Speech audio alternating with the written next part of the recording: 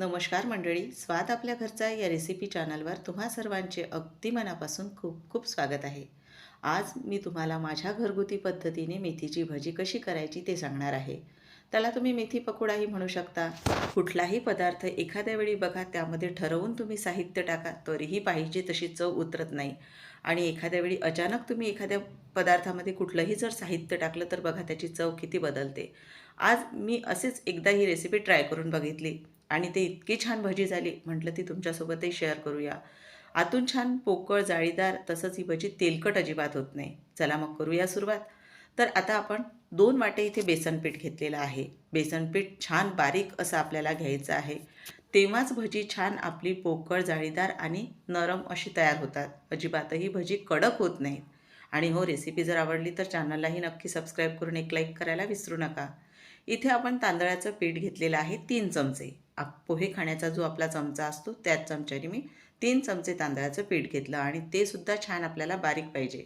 आता सुरुवातीलाच यामध्ये पाणी टाकायचं. कुठलंही साहित्य यामध्ये मी टाकलेलं नाही. तर आता आपल्याला पाहिजे तसं बेसन पीठ आधी भिजवून घ्यायचं. तर यात मी 2-3दा पाणी थोडं थोडं करत टाकून घेतलेलं आहे. आणि यामधल्या तयार झालेल्या पूर्ण गुठळ्या आपल्याला मोडून काढायच्या आहेत. आणि इथेच आपल्याला ती महत्त्वाची स्टेप करायची आहे, म्हणजे बेसन पीठ आपल्याला चांगलं असं फेटून घ्यायचं आहे. त्याचा हलकासा रंग बदलेपर्यंत 1 ते 1.5 मिनिटामध्ये छान रंग बदलतो बेसन पिठाचा. तर बघा, बेसन पीठ फेटून घेतलेलं आहे आणि बेसन पीठ बारीक असल्यामुळे त्याला चिकटावा बघा किती आहे. त्यासाठी आपल्याला बेसन पीठ बारीक असायला पाहिजे. आता साहित्य टाकूयात यामध्ये. तर आता सर्वात आधी बघा, एक लहान आल्याचा तुकडा घेतलेला आहे. तो खिसणीवर आपल्याला खिसून घालायचा आहे यामध्ये. बऱ्याचदा असे जास्त बारीक साहित्य करून टाकण्यापेक्षा थोडं जाडसर जर टाकलं तर त्यानेही चव बदलते. आता इथे 4 ते 5 काळी मिरी खलबत्त्यामध्ये जाडसर कुटून घेतलेली आहे. 2 चुटकी एवढा हिंग घेतलेला आहे.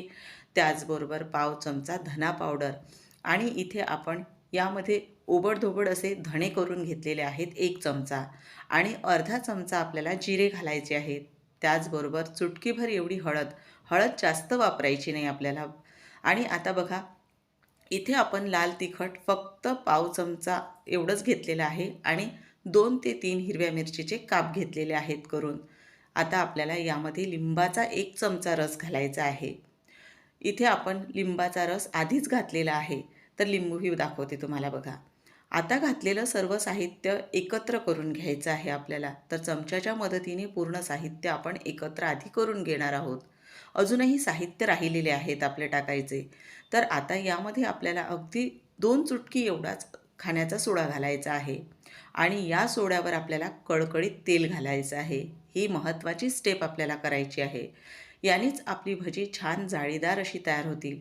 आणि इथे आपण भाजीचा जो चमचा असतो तो अर्धा चमचा तेल आपण इथे यामध्ये घातलेला आहे. 1 ते पाऊण चमचा तेल घालायचं आणि सोड्यावर तेल घातल्यानंतर आपल्याला मिश्रण परत एकत्र करून घ्यायचं आहे.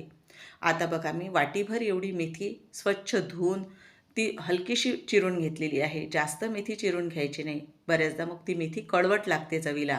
तर आता ही मेथी आपल्याला या बेसन पिठामध्ये घालायची आणि तिच्या हलक्याशा कोवळ्या काळ्या घेतलेल्या आहेत, जास्त घ्यायच्या नाही. आणि कोथिंबीर घातली बारीक चिरून घेतलेली. आता मेथी आणि कोथिंबीर आपल्याला एकत्र करायची. आता आपल्याला मीठ घालायचं आहे. मला यावेळी आठवण नव्हती म्हणून मी थोडं नंतर घातलं मीठ. पण याच स्टेजला तुम्ही इथे मीठही घालू शकता यामध्ये. तर आता आपण थोडं पाणी घालणार आहोत. मिश्रण मला थोडं घट्टसर वाटत असल्यामुळे. तर आता परत पाणी घातल्यानंतर एकदा आपण हे पूर्ण मिक्स करून घेणार आहोत. आणि आता सर्वात शेवटी आपल्याला यामध्ये मीठ घालायचं आहे. बेसन पीठ जास्तही पातळ करायचं नाही, त्यानेही भजी तेलकट होतात. तर इथे आता मीठ घालून घेतलेलं आहे.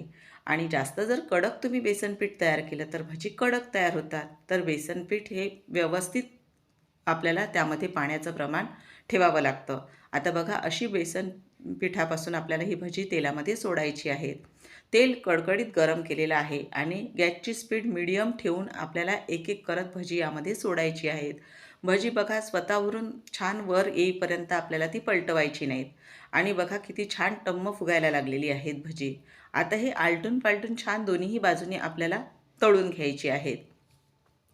गॅसची स्पीड मीडियमच ठेवायची, त्यामुळे भजी छान आतपर्यंत तळली जातात आणि ती आतून पोकळ व्हायला मदत होते. तर बघा इथे भजी आपण छान अशी पलटवून घेणार आहोत आणि आता ही भजी तळून झाल्यानंतर आपण ही काढून घेणार आहोत. तर आता बघा आपण अशा एका झाऱ्यावर ही भजी काढणार आहोत, म्हणजे जास्तीचं जे काही तेल असेल ते पूर्ण निघून जाईल आणि तुम्हाला भजीसुद्धा दाखवते मी तेलकट आपली झालेली आहेत की नाही. आता यातलं तेल झारून घ्यायचं आणि ही भजी आपण एका चाळणीवर काढून घेणार आहोत आता.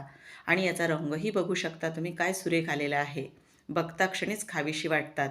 तर आता आपण परत दुसरी बॅच टाकून घेणार आहोत. तर तेल परत थोडं गरम करून घ्यायचं आणि गॅसची स्पीड मीडियम करायची. तेव्हाच भजी तेलामध्ये सोडायची आणि आपल्याला गॅसची स्पीड शेवटपर्यंत मग मीडियमच ठेवायची आहे पूर्ण बॅच तळेपर्यंत.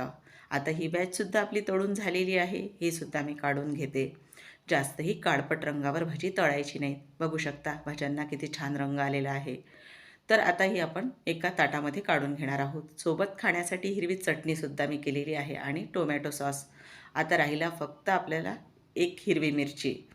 तर मंडळी तुम्हीसुद्धा बघा मेथीपासून ही छान जाळीदार मऊ आतून अशी पोकळ भजी नक्की करून बघा. आणि बघा अजिबातही भजी तेलकट झालेली नाही. तुम्हाला आतून तोडूनही दाखवते मी भजी.